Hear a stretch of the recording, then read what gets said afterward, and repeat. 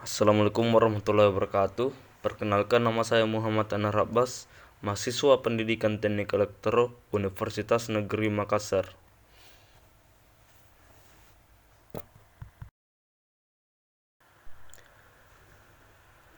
Ya, kita lihat secara garis besar, komponen pendingin kulkas itu ada dua. Yang pertama, komponen pemipaan atau mekanik. Dan yang kedua, komponen kelistrikan.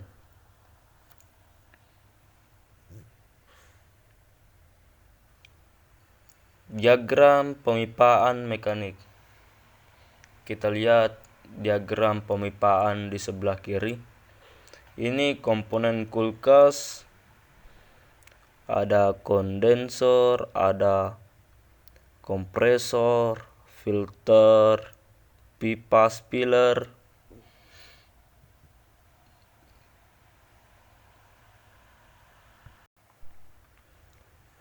Ya, kompresor fungsinya itu sebagai mesin penggerak atau freon ke sistem dengan cara menghisap dan mendorong.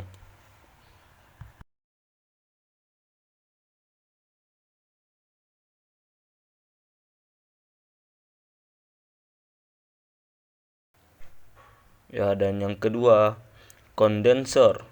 Fungsinya itu sebagai tempat pembuangan panas atau pelepas panas, kalor.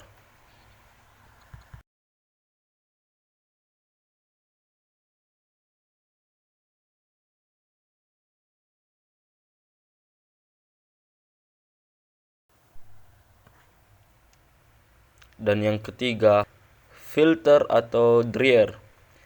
Berfungsi sebagai penyaring kotoran atau uap air.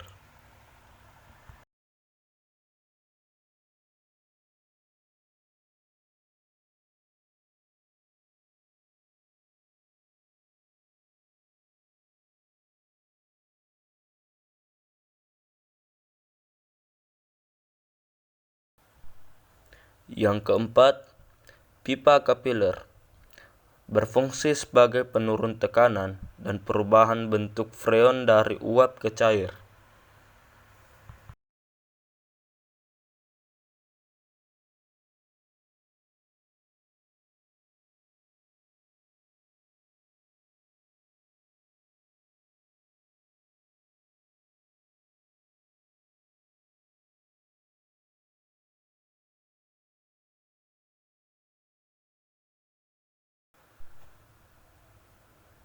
Kelima,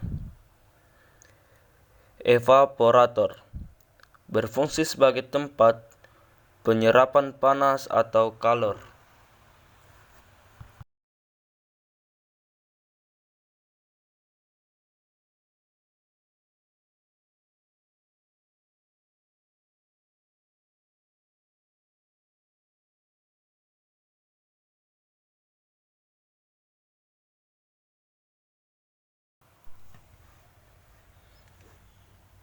Ya, selanjutnya diagram kelistrikan.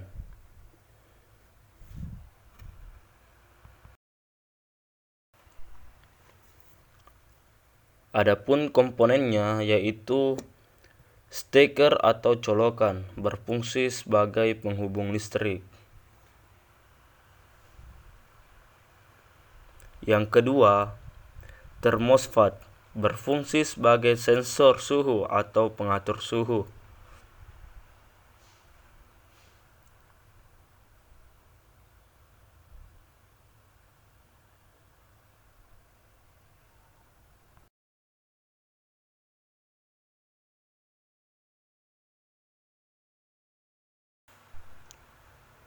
Yang ketiga, overload, berfungsi sebagai pengaman kompresor dari arus yang lebih.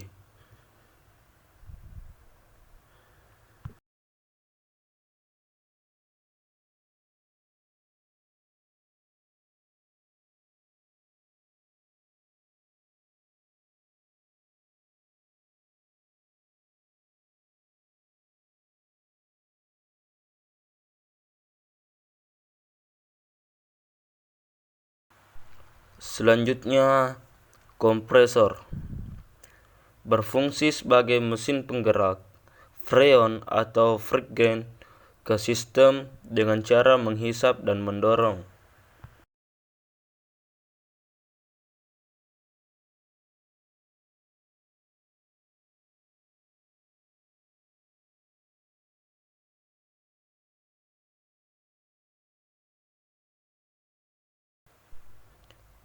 Selanjutnya, PTC atau kapasitor berfungsi membantu star awal memutar kompresor.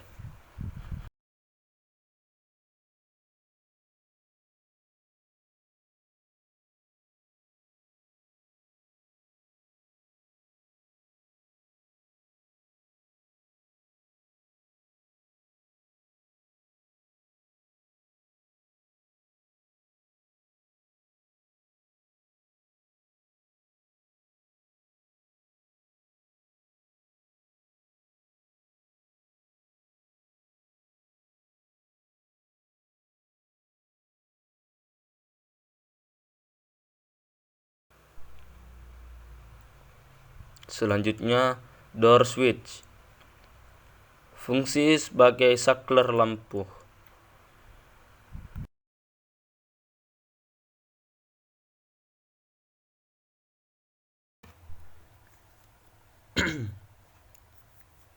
Selanjutnya kita ke prinsip kerja mesin pendingin. Adapun komponen kulkas sebelah kiri yang tadi dan sebelah kanan,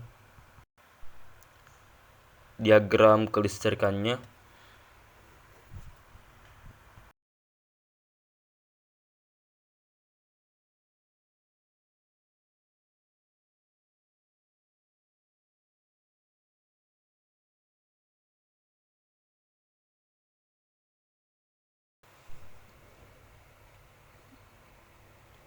Jadi, listrik mengalir melalui penghantar atau kabel.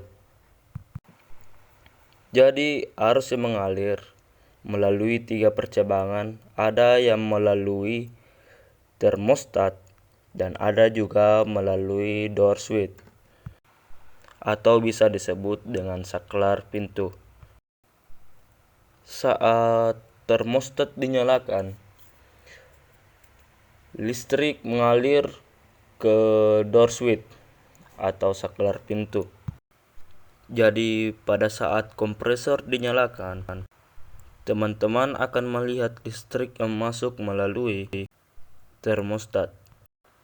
Setelah itu listrik melalui overload motor protektor. Selanjutnya di sini ada percabangan.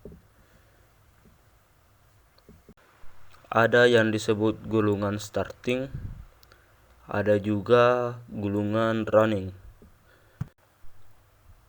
Jadi, gulungan start ini akan pada saat kompresor pertama kali dinyalakan. Sementara gulungan running akan bekerja selama kulkas tersebut dinyalakan. Jadi, listrik akan masuk, kemudian kompresor akan menyala atau on.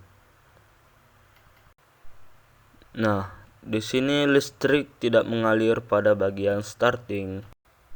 Jadi, pada bagian PTC ini, setelah dialiri arus, PTC ini akan menjadi panas, sehingga hambatannya menjadi besar. Hal itu menyebabkan listrik akan mengalir ke bagian running. Selanjutnya, listrik akan mengalir ke sumber listrik. Dan proses ini akan terjadi secara terus-menerus. Ya, pada bagian mekanik, kompresornya akan bekerja. Kompresor akan mengalirkan freon seperti pada gambar yang ditunjukkan tersebut.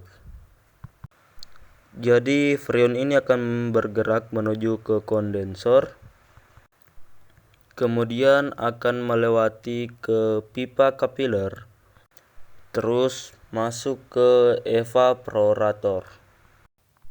Selanjutnya pada bagian evaporator ini hanya akan kembali dihisap, kemudian dibawa kembali ke bagian kompresor. Kemudian udaranya akan didorong lagi.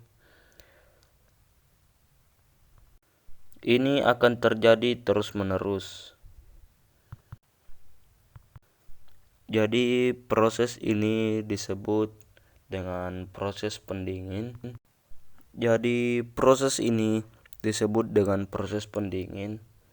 Atau proses pendinginan pada kulkas. Ini akan terjadi terus-menerus.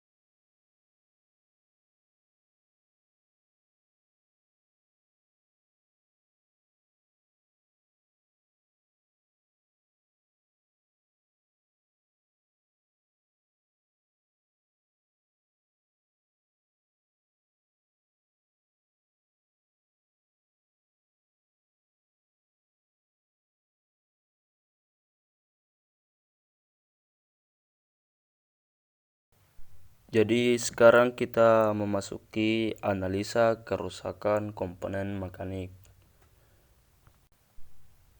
Jadi seperti yang saya jelaskan tadi,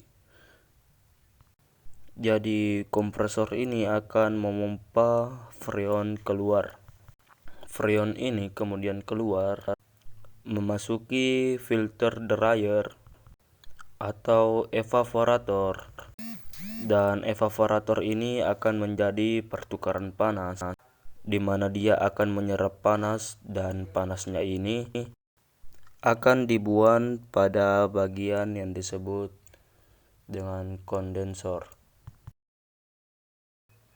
Nah, bila ada kerusakan, mesin pendingin akan dingin jika ada freon yang bersirkulasi di sistem yang digerakkan oleh kompresor.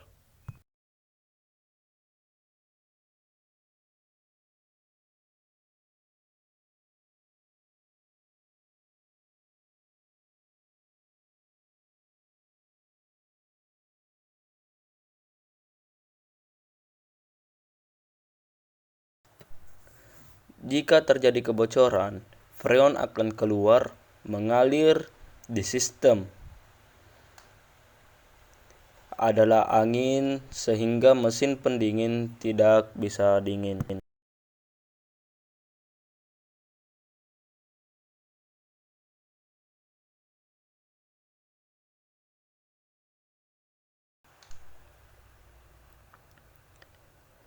Batu biasanya terjadi, freon akan bertahan dan proses sirkulasi freon berhenti sehingga mesin pendingin tidak bisa dingin.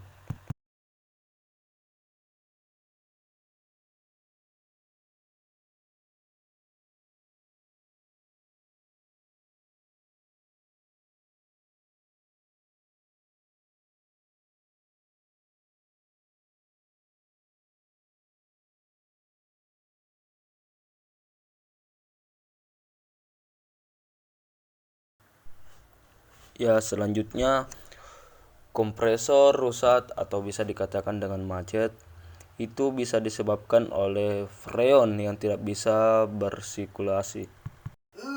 Dan apabila jantungnya atau bisa dikatakan dengarnya mati, maka sistemnya akan mati. Maka dari ini sistemnya akan berhenti secara total. Inilah analisa kerusakan komponen mekanik yang biasa terjadi pada kulkas. Selanjutnya kita akan memasuki analisa kerusakan komponen pada kelistrikan.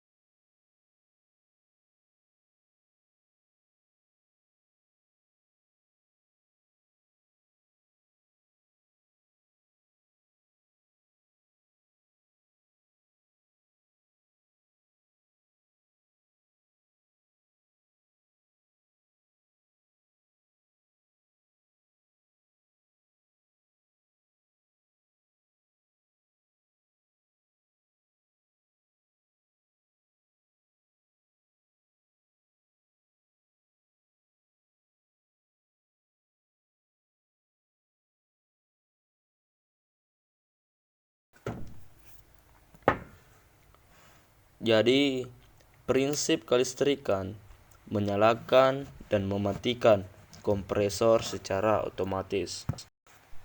Jadi, kompresor ini akan dihidupkan dan dimatikan secara otomatis.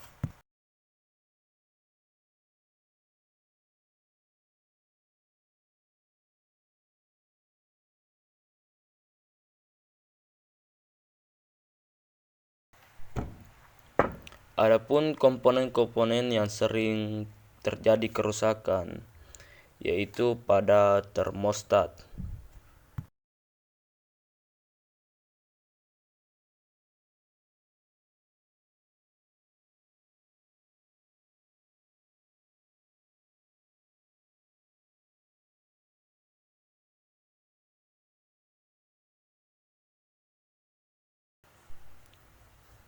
Dan yang kedua, overload akan bekerja pada saat arus lebih. Jadi, pada saat bagian ini rusak, maka listrik akan tidak mengalir ke sini lagi. Hal tersebut akan mengakibatkan kompresor tidak bisa menyala atau tidak bekerja. Yang ketiga, PTC atau kapasitor.